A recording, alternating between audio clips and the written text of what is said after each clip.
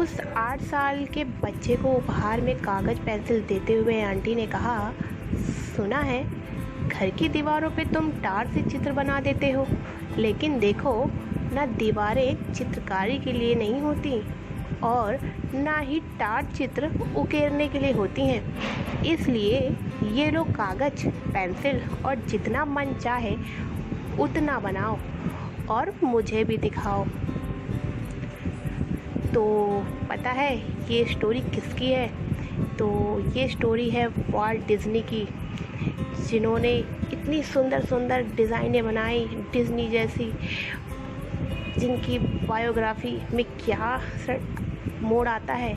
एक छोटी सी क्लिप, उनकी एक छोटी सी स्टोरी सुनाते हैं।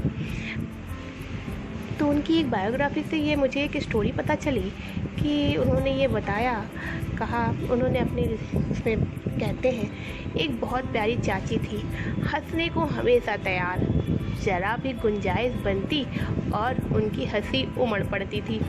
हंसी भी ऐसी कि आसपास इतनी खुशियाँ रौनक फैल जाती थी उनकी हंसी से कि पूछो नहीं। आंटी का नाम था मार्गरेट, लेकिन घर भर के बच्चे उन्हें मैगी आंटी कहते थे। But Maggie auntie, nice name.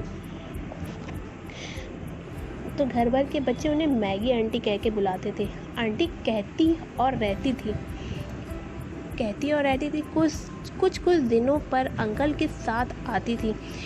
उनके आने का इंतज़ार तो जैसे सबको रहता हो मानो।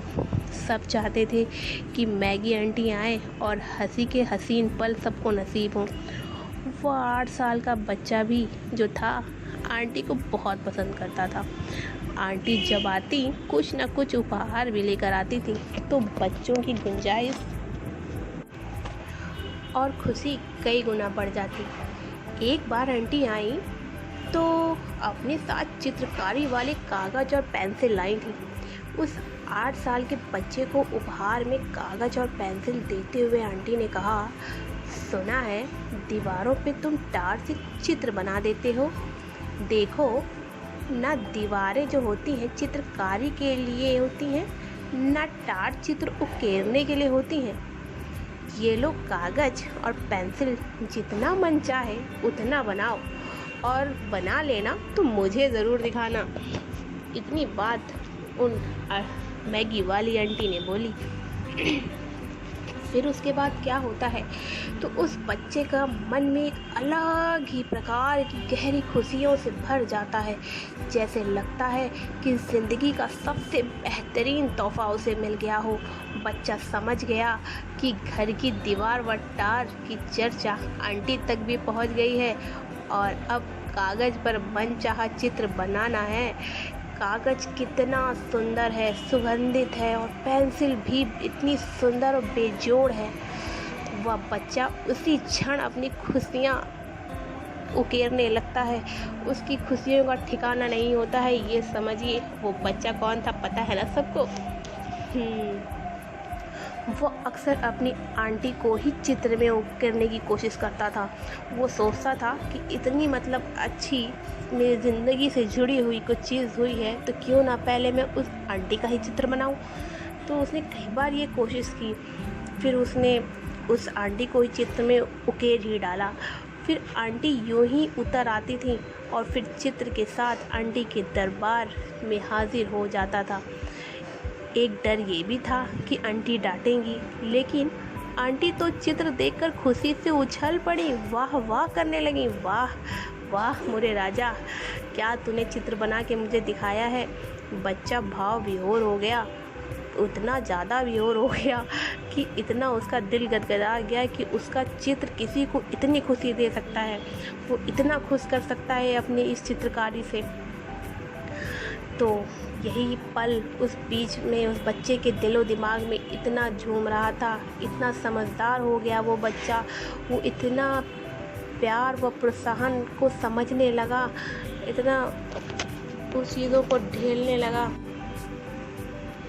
वैसे तो इस उम्र में किसी बच्चे को कागज़ बर्बाद करने के लिए कौन दे, सही बात है।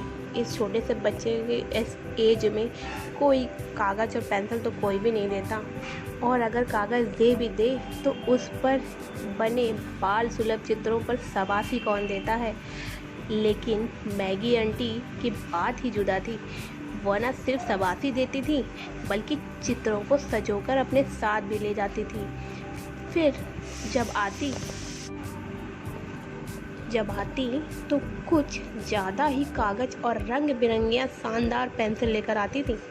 आंटी ने चित्रकारी भरे हुए भतीजे को ऐसे बढ़ाया कि चित्र का चस्का बढ़कर कब जुनून में तब्दील हो गया पता ही नहीं चला।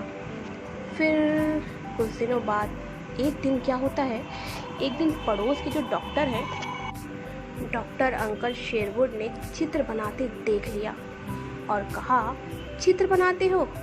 मेरे घोड़े रूपान का चित्र बनाकर दिखाओ। बच्चे ने रूपान का बढ़िया चित्र बनाकर दिखाया।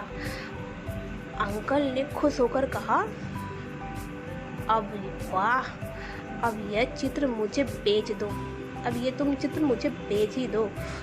बच्चा बहुत उत्साहित हुआ कि उसके चित्र बिक सकते हैं, वह कुछ बेचने लायक बना सकता है, और वह गंभीरता से चित्र उकेरने लगा।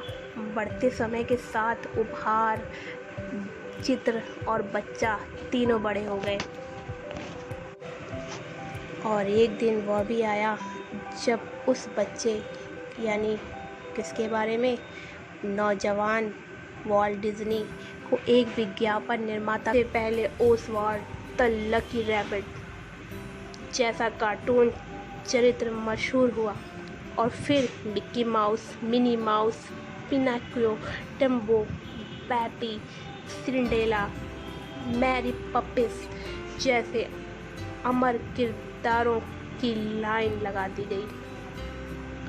उनके चित्र से फिल्मों तक छा गए। डिज्नी 52 साल बार ऑस्कर अवार्ड के लिए नामांकित हुए हैं और 22 बार विजय रहे। कार्टून और एनिमेशन उद्योग की बुनियाद रखने वाले वॉल्ट डिज्नी अपनी एक ऐसी दुनिया बसा गए जहां हंसी और खुशी थमने का नाम ही नहीं लेती थी।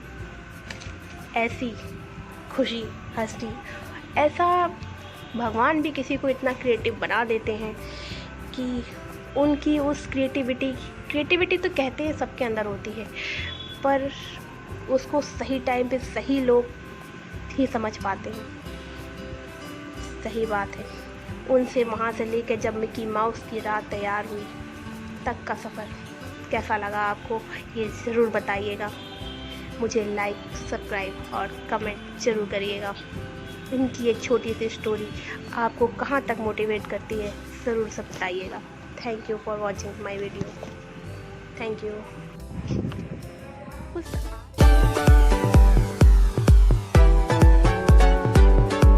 VFX footage.